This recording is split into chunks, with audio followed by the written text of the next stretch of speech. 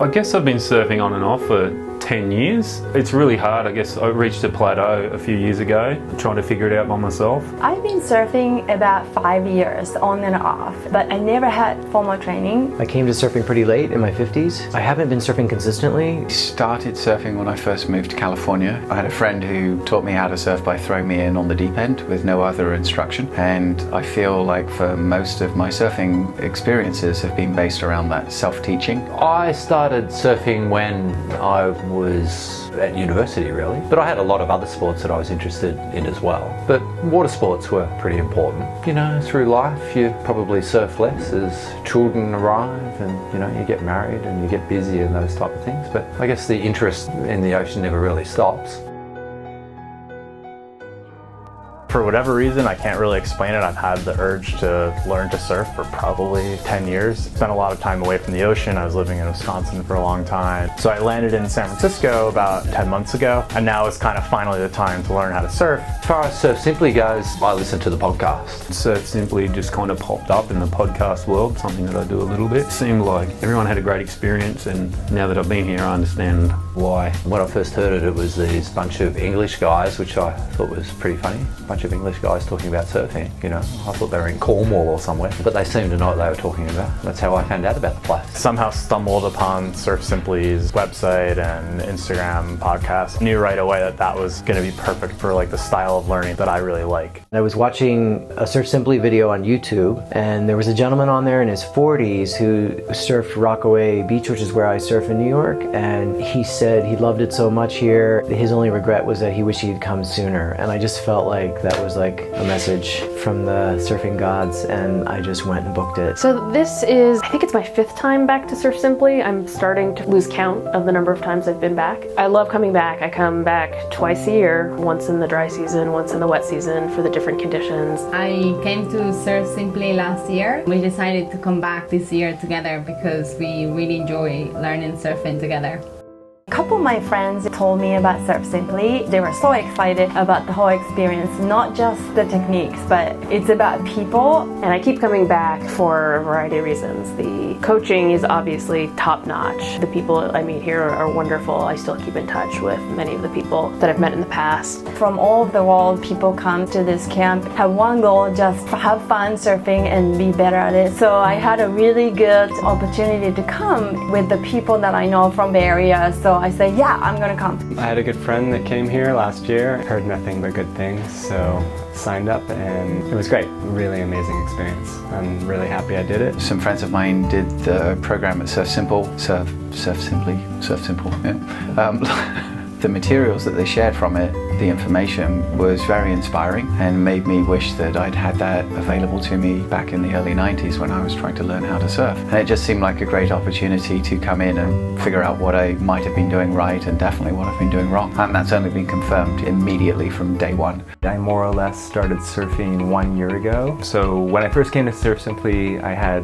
essentially no surfing experience, had a mind-blowing experience, increased my skills incredibly. And then I surfed a lot in the year since I came. I have been surfing ever since last year coming here. I've been practicing as much as I can at home. So when I came this week, you know, felt like I improved my surfing skills remarkably in this last week. So my very first experience at Surf Simply was amazing, and my second experience was equally amazing, if not more amazing. Surf Simply has allowed me to get into this sport that I always wanted to do, and my surfing goals are to continue to surf as much as I can. Quite frankly, want to get barreled one day. You know, I learned how to surf 5 or 6 years ago, and it's a journey. So I'm just excited to keep progressing and learn as much as I can about it. And this has been a big step. So my goals coming here, you know, that email we received, some I wrote in the email and some I kept secret. So one of the goals was actually to be able to go out back on a longboard even when it's a little bigger and not be as afraid. So another goal was like to improve my paddling, but I feel like I've learned so much every day here. It's just been astounding. It's hard to put into words, starting from the first minute of the first class. It's just been an amazing experience, and I have a lot more confidence. That was my goal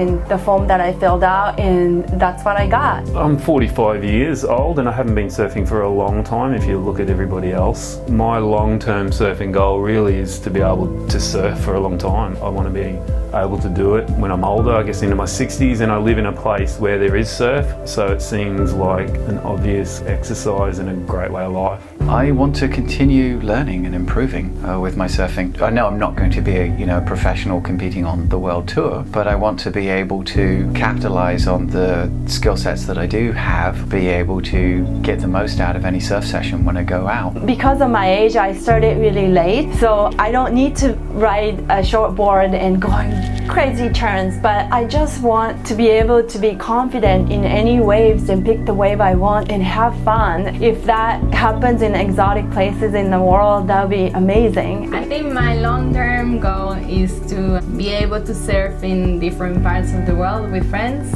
Yes. Enjoy different type of waves and not be scared, or be able to be in control a bit more.